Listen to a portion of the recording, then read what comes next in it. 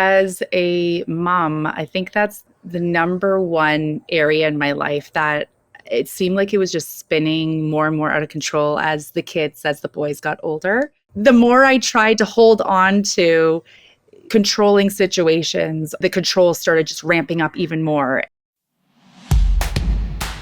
Welcome to the Habit of Possibility podcast, the show where we explore how to turn obstacles into opportunities to create a better life and career.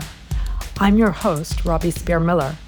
In this episode, I'm talking with Tanya Jacques, a mom, teacher, and director of Hamilton Hypnosis, about something so many of us wrestle with: the need to control.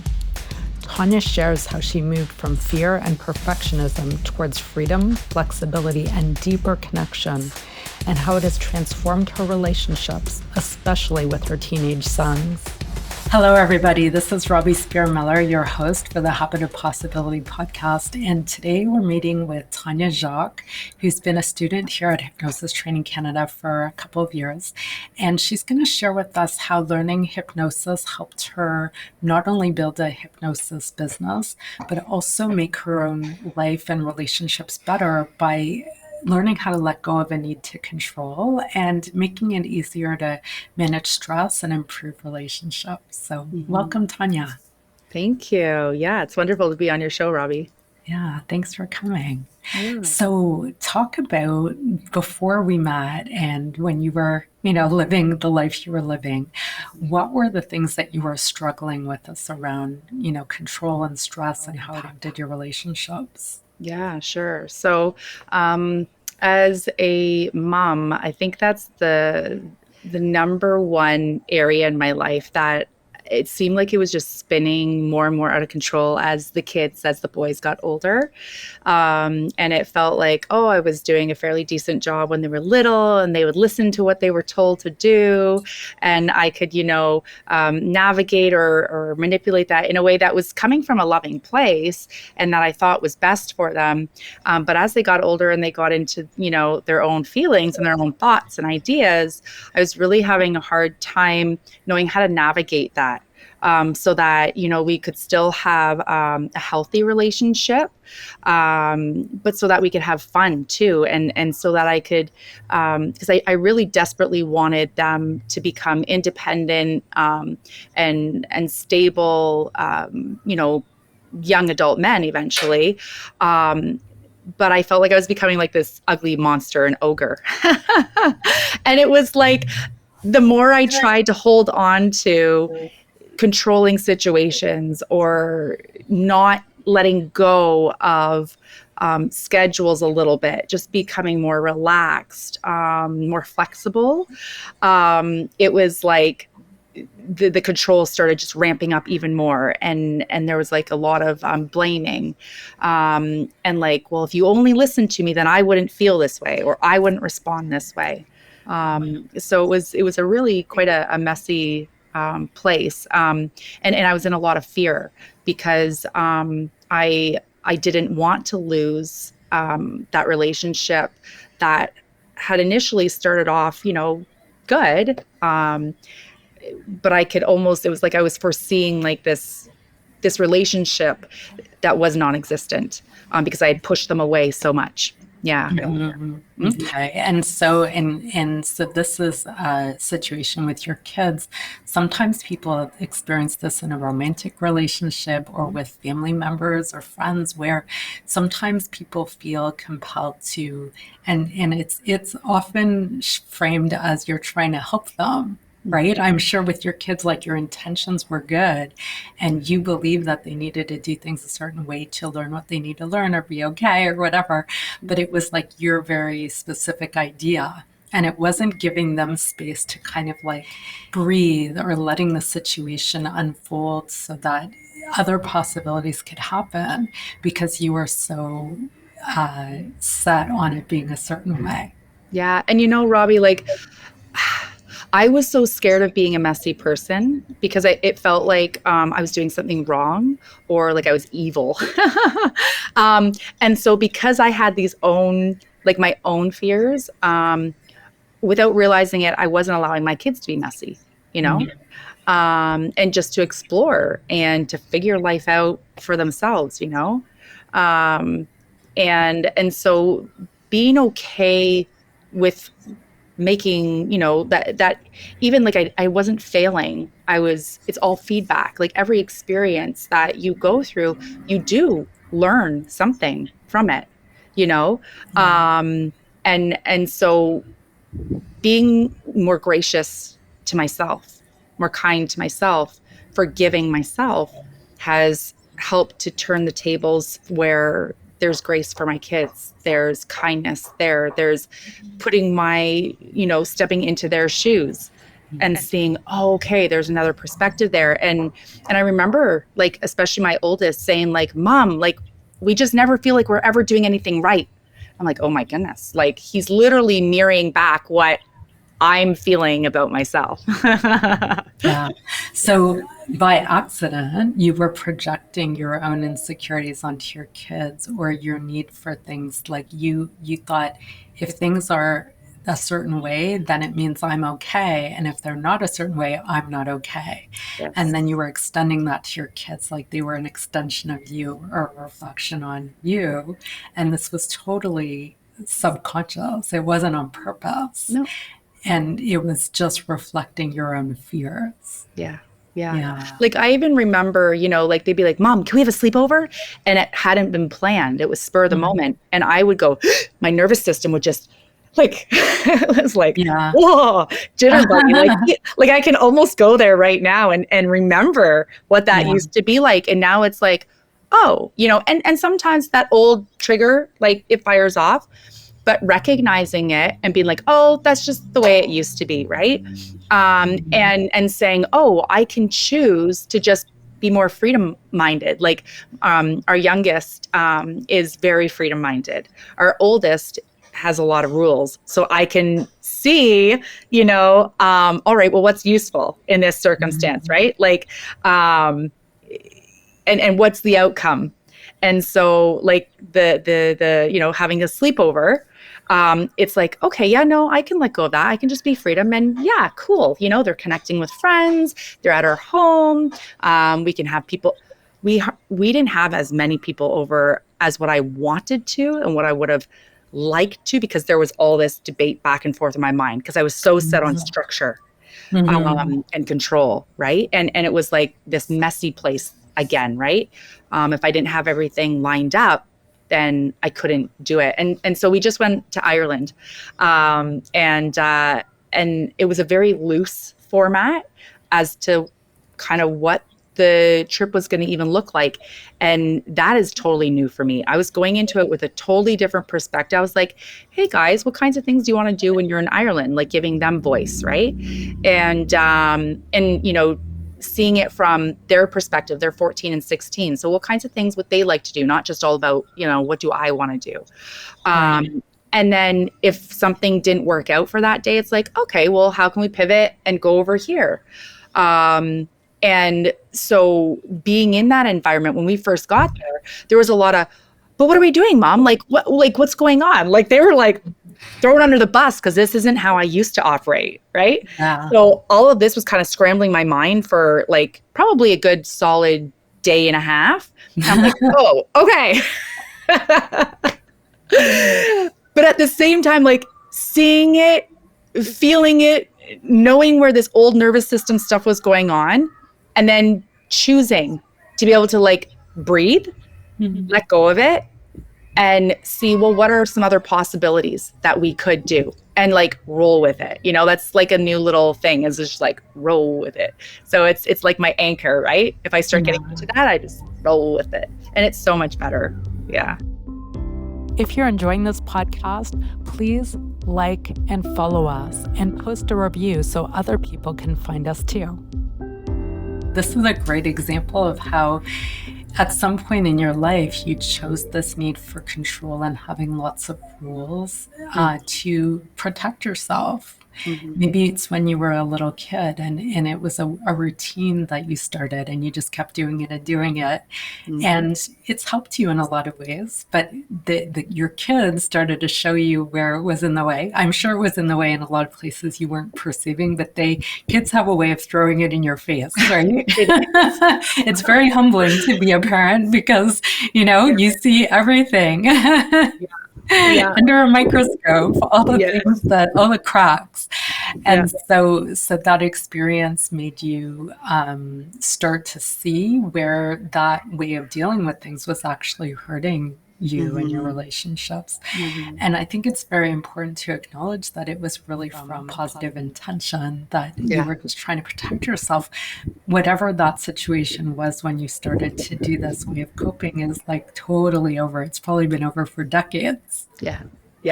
And isn't it interesting how your tendency, all of our tendency, is to still go back to the old way. Like we're just used to it. It's familiar, and our subconscious believes it's in our best interest. So it's so easy to do that. So being able to realize, oh, this has nothing to do with now. Oh, I have new choices, and then act on them is what creates the new opportunities. Yeah. And the thing is that when you start seeing that, and then feeling those differences, like I would say overall, like our kids have always had, we've had an open, space and a safe space enough in our home where they did feel comfortable to be able to come and ask us about things. But then there was this weird spot where they started like closing down, right? And then again, it was like that control part where I wanted to know, I needed to know, and then I was trying to like enforce my ideas. I needed to be right about whatever it was, and then they didn't want to come to me, right? So and no wonder. And now that has really started to shift over, like I would say, the past year, where they're just seeing the difference, and they're hearing a difference too, because I shut my mouth a lot more. Because I don't need to prove, So, right. And so it's a better relationship because they know that they can be themselves. And before they felt they needed to hide it or edit it or do it in secret or something. Yeah, totally. Yeah. This reminds me of when my older son was a baby, which by now, believe it or not, is 20 years ago. I come from a family where my parents were very careful about safety, right? Like physical safety was a huge deal. And my husband's family, not as much. And so I remember my son being little, maybe he was 6 months old, and my mother-in-law would seat him on the counter of the kitchen, and there would be ceramic tile on the floor, right? And it was like, whatever, a hard countertop. And I remember thinking, oh my God, he could just like fall and crack his head open. How could you just leave him there? Like, because she would sit him there and walk away and go do things. And, and he'd just happily be sitting there on the edge of the counter. And then my husband would do the same thing. And he'd even let the kids play like on the roof of the car. Like they'd like to crawl around on the roof of the car. And I remember going like, oh my God, how could you let our child do that? And he just like laughed at me, right? He was like, well, it's fine. They're fine. And I like in my family, you would just never do something like that. And it was interesting because my husband was like, he just knew that he could handle it and the baby would be fine, which he was, and that there were different ways of doing things. And so he was like comfortable and confident enough in himself to set a boundary there. Right? Because I was at the time, I was looking at like, how could you do this? You're putting our child in danger. This is horrible, right? To me, it seems so clear and obvious. So I was forced to adapt to the situation. I didn't have a choice. Right? Yeah. What am I going to do? Yeah. And so I think that was very interesting for me because like I come from a family where people look at things like as if it's the way it is, not just this is an opinion or a choice I'm making, but it's like the way it is. Like you would never leave a child sitting on a counter by themselves. You just would never do that. Yeah. Right. So I think a lot of things fall into that category. And as we're with romantic partners or friends or family, or we're raising children, people sometimes have other ideas. And who are we to say that's wrong or bad or you can't do that? There's a place for them to be free to explore. Yeah. Yeah. Yeah. And it's amazing too, like, looking at that big picture and noticing like the way that I was like, so nitpicky or holding on to all these like rules and whatnot with my kids. And like you were saying as well, like in romantic relationships, well, I was doing the same thing all over the place between my spouse and I, you Yeah. know? And it's amazing how much you can distort um your perception of that person and even what they think back of you. And it's not even real. It's not even real. It's not even there. And so I remember like there was a time period in our life, am I allowed to say sexually on here? Yes.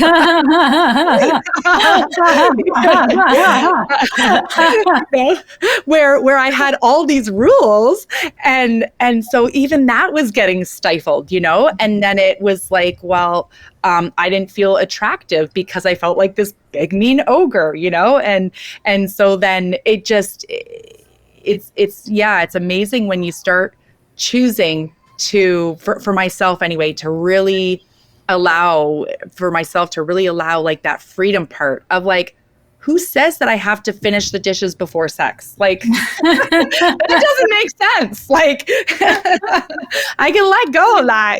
They're going to be there 5 hours or the next morning. Oh, well. Yeah. So even just being able to shut my head off, so that I can be fully present in moments that are so beautiful, Yeah. And also allowing yourself to be brought into somebody else's world and joining them in how they do something can be a really magical thing. Yeah. And I think when we fall in love, the tendency is to agree to that more because we just are into the person and we want to enjoy it and our body wants us to make babies, and so we're willing to agree and less likely to enforce rules. And then when when it becomes an everyday life long-term relationship, the rules start to come in, right? And the other person's going, who are you? Who are you? Yeah. And Robbie, I love that part too, like finding the adventure again in life. Like every day, we had a friend over, actually, she's part of Hypnosis Training Canada as well, Jessica, and she stayed with us for a few nights while she was here for a training weekend. And she's like, Tanya, it's such an adventure in your house. And it just clicked for me. I was like, it is. It really is. And I had already been starting into that mood and attitude, which has been a huge shift for me as well, is like, what mood and attitude do I want to choose that's going to be helpful for my outcome, moment by moment, day by day, week by week, month by month, Do I want to look back over the year and say, oh, it was such a hard year? No, I don't. Oh, it was so boring. We really didn't do anything. No, like there's adventure every day. Going to Ireland and being like, oh, food, cool. Music, cool. Like, yes, I went away somewhere. We hadn't been abroad for a very long time. And that was a big adventure for sure. But knowing that I can have adventure here too. And stepping into that mood and attitude is like, it's great. Yeah. Yeah. And it is true. There's adventure everywhere. You don't have to go on a big fancy trip for it. You can, and that's awesome. But I found I used to travel a lot in my life before I had kids. And what I've found with this career is that there's adventure everywhere because people are fascinating and situations are changing all the time. I don't need to get on a plane. I don't need to go anywhere. I can. And I can also really have fun with whatever is happening right in front of me. So, yeah. So there is a theme in all of this that I see, which is that when people aren't accepting of themselves or feeling safe enough in themselves, the tendency is one tendency is to want to control what happens, right? Yeah. So if we look at our theme for today, what's helped free you from this is that you've been discovering that you can just be okay and accepting of yourself. And it allows us, when we can do that, to trust what happens or let other people be who they need to be or do what they need to do without thinking that it's on our shoulders, or it's a reflection on us in some negative way, or something like that. Yeah. So I think that sometimes if we're not feeling safe enough that way, and I know I've done this in my past where I used to have some rigidity around what could and couldn't happen because I felt like it's a reflection on me as a Mm-hmm. person. Even if it was somebody else doing it, there was a lot of judgment around that, or intensity around that, that now that I look back on it is ridiculous. Yeah. But Yeah. but I, at the time, I did not feel safe enough, or um, worthy enough, we'll say, Mm-hmm. to be okay with letting things happen, right? Yeah. Letting life unfold, knowing it's And not up to you. that part too that you talked about, and I was is the judgment part, and there was so much self judgment, and again, then it was being projected. How I was perceiving myself was being projected on other people, and I didn't realize how much in judgment I was of other people, and then there was that rigidity, right? And it was like this expectation of, well, you should be or you shouldn't be, responding or reacting to life that way. That's not what I do. All or right. or this is what I do. Because I know. Let Like, me show you. Thank God you met me. Let me teach you. Yeah. yeah, Yeah. yeah. And so then no wonder, like, people feel that, they sense that, right? Yeah. Oh, Uh, yeah. And they want to get far away from that. yes, yeah, Right. yeah.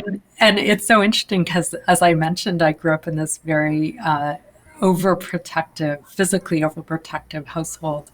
And so as I became an adult, I started making choices that my parents, sometimes they didn't know, or they knew, but they didn't like it, because there were things they didn't think were safe. Right. Mhm, But I mhm. kind of was having experiences with other people in the world around me and making decisions for myself that were different from how they thought it was a good idea to handle things.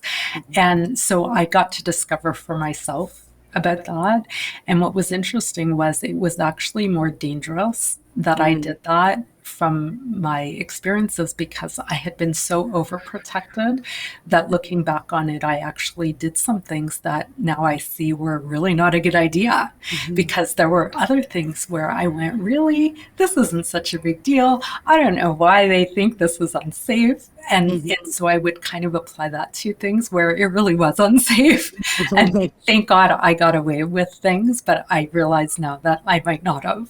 Mhm, So it's interesting how, if you look at growing up, let's say in a gated community, or growing mhm. up in an inner city area, the person who grows up in an inner city is going to be much more street smart about things, right? They're going to have their fingers on the pulse of what's actually happening. They're going to have the tools to know how to respond.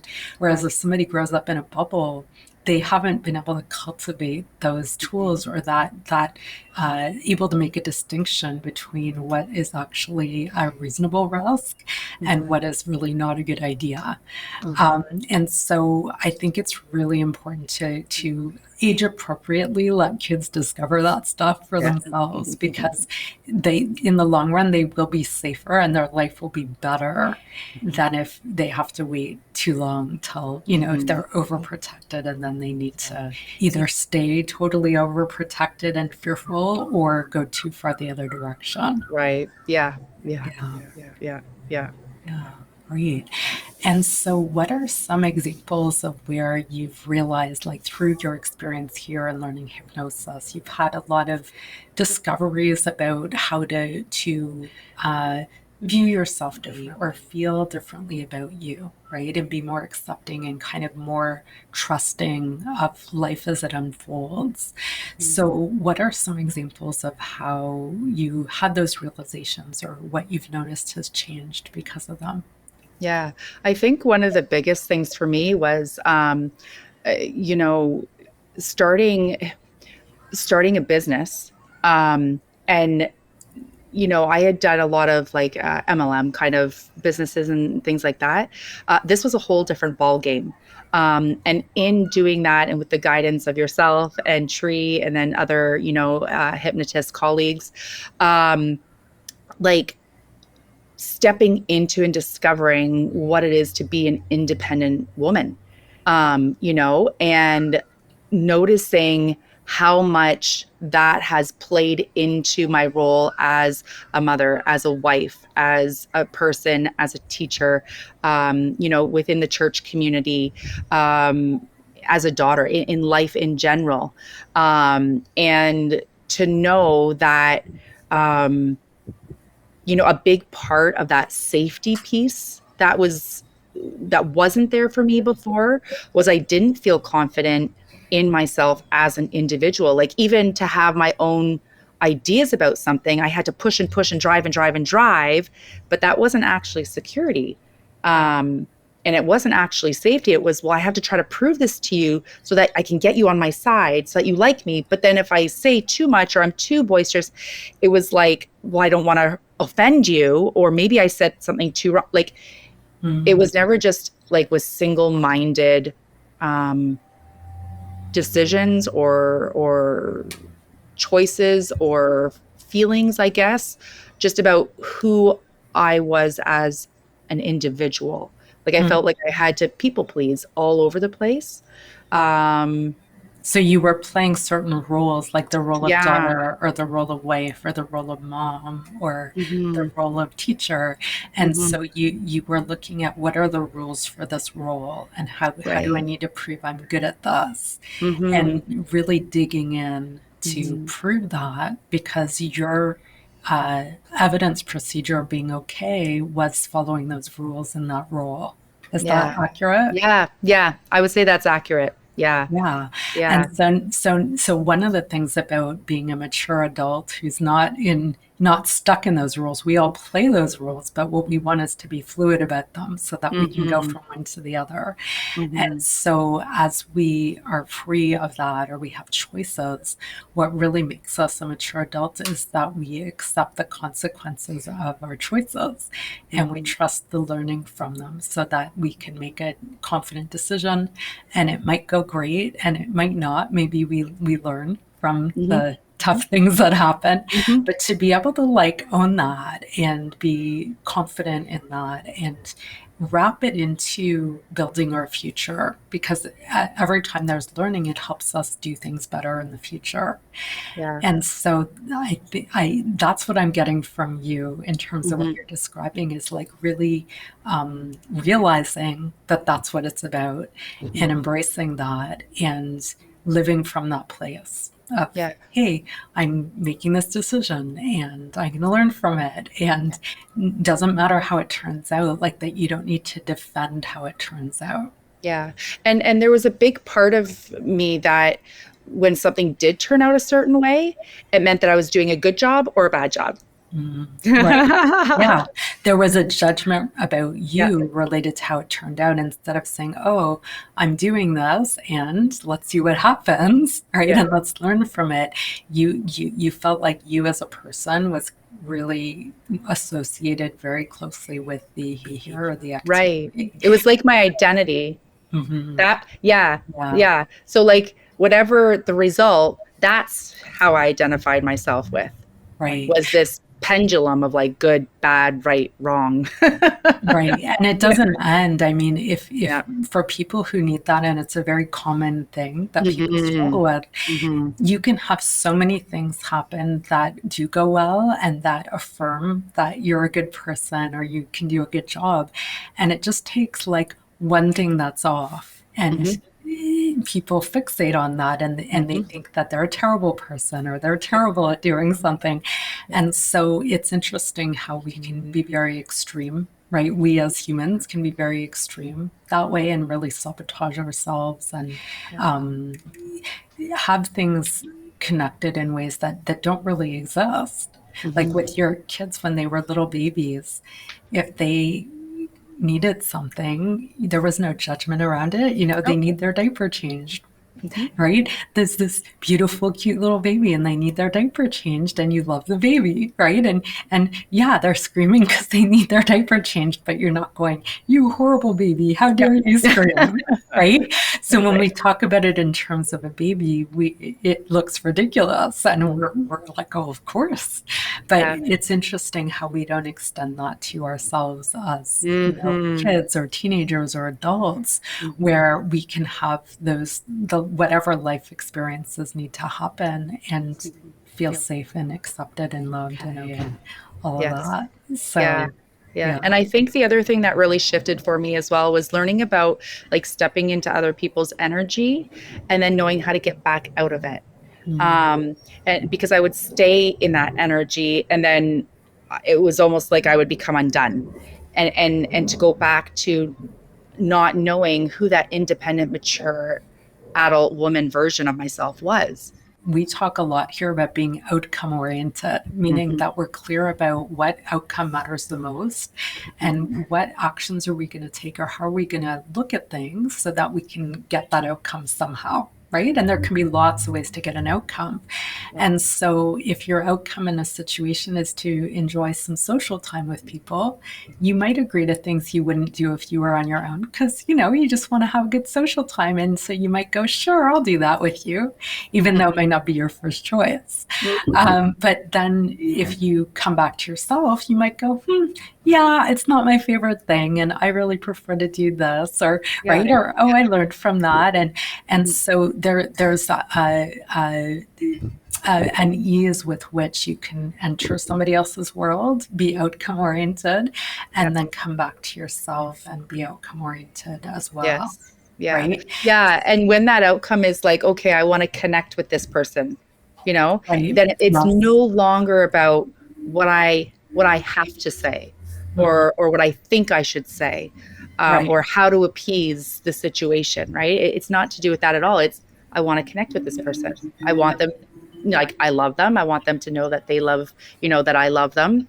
And that, they can just do their thing, be their own person. And that's great, and not have to worry about trying to fix them or trying to have an input or anything. It's not about that at all. It's just connection. Like, it's so simple. It's just so simple, really. Yeah.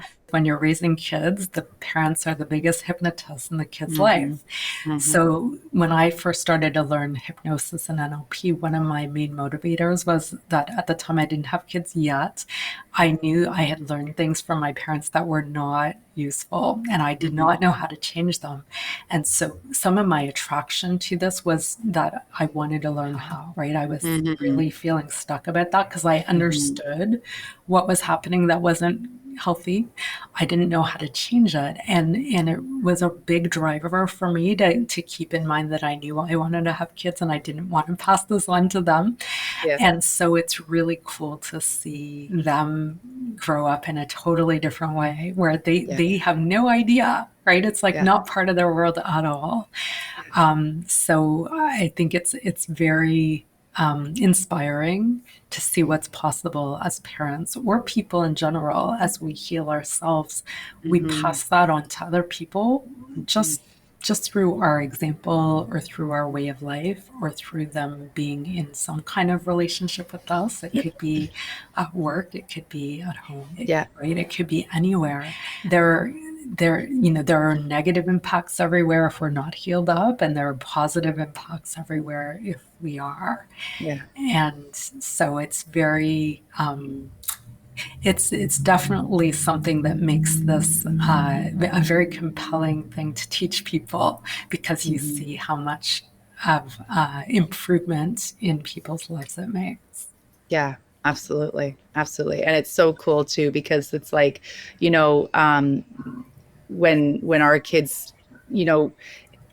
when we first started hypnosis and we just little things, in NLP, changing the way that we would have conversations with them. So instead of telling them, I find myself asking more questions, being more curious, even, and it helps me get into, like you were saying, like the pulse, seeing where they're at with something. And then it just opens up what's going on, at that point in time in their life, what they're in fear about, and instead of trying to fix things, they come to realizations, they come to discoveries on their own. And then it's like, oh, right. So it's really cool that way, to be able to like guide them instead of tell them, you Mm-hmm. know? And it's so much more cool to see them having those discoveries themselves, Um, and then to see that shift and that change. And it's a permanent change. Once they've had that, it Yeah. sticks and they move on from there. And then something else comes up and then approach it the same way. Um, Yeah. and then they have that shift again and then they keep like, it's a really cool ebb and flow. I don't know about you, Tanya, but if I could go back in time and like relive my life based on Right? what I know now, and I know in general people would say that, right? Like as we get older and we have life experience, we have wisdom, we Yeah. can see perspective. All of us would go back and do things differently. But Sure. with the work we do and the discoveries we have with hypnosis and NLP, that's like, it's multiplied many, many, many times Mm-hmm. where you go like, wow, if I could just deliver this to myself when I was, 7 years old or, Mm-hmm. 14 or whatever age, how different life would be. It's pretty cool Yeah. to And to think be able about. to step into the experience, the action part quicker Yeah. than before living in my head about everything. Um, where I didn't realize, like, I thought I was living life okay, right? Um, there were definitely things where I was desperately trying to change things and didn't know how, tried a billion and one different things, that might be exaggerating a little, um, but learning like these tools and these techniques, to be able to get into the experience that much more quickly. Uh, Mm-hmm. and the mood and the attitude really, and choosing it. And one of the other things that's opened up, that I don't know if I would have. I don't know if I would have, is that both Caleb and I are now part of our church's worship team. And I had from the time I was little wee growing up, performance anxiety, if you will, where something happened. And because that happened, the next time going on stage, I'm like, what if that happens again? And even in my, as far as like rules, like even in my schooling or teachings, as far as like piano lessons, was Royal Conservatory, and it's very strict. It's like note for note, and beat by beat, and nuance and dynamic and all of these things, in order to get like that grade, and then having to have it memorized. And if you made a mistake, well, there's some points docked, you already knew. So while you're Mm-hmm. in that experience, you make a mistake and it's like, oh no, I know I'm going to be docked, and you're still trying to play by memory as you're going. So then leading up to, I was asked by our pastor's wife if Caleb and I would be part of the worship team. And I was like, I don't know. I don't know if I can do that, So this old nervous system thing. And it's interesting because as you learn what we learn, and life comes at you, and maybe you haven't addressed that part of life, Mm-hmm. Yeah. you're, oh, wait, what's happening here? And you can recognize it for just what it is. It's an old fear, Right. and then be Yeah. able to step into the new. Yeah. You go right into it. It's so much easier and Yeah, quicker. it happens faster and easier because you've had all these other experiences where you've let go of the old fears, and then you're like, whoa, this is a Yeah, blast from the past. This has yeah, nothing to do with now. So it's very easy to let it go because you yeah. have that track record already. Yes. And Yeah. like even like going up, we had a missions night last night. I've never done that before in my life. And they asked me spur of the moment, hey, can you do this? Going up in front of, 30 plus people. And before I would have been like, well, no, I need a script, and instead it was like, yeah, okay, cool. And so I just went up and I improvised, and we had a lot of good laughs and a lot of great connections. And it was awesome. It was amazing. Yeah. And so like that fear part is gone.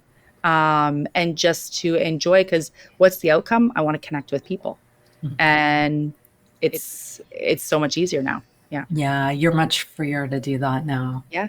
Yeah. Yeah. Yeah. Yeah. Awesome. Is there anything else you want to share with people on this theme? Not that's coming to mind right now. Okay. But man, like if I just think the biggest takeaway is like if you want to really truly learn how to live a life that's in freedom, um, then like get really curious about what hypnosis and NLP can do for you, because it's wild. It's the best adventure you'll ever be on. It's great.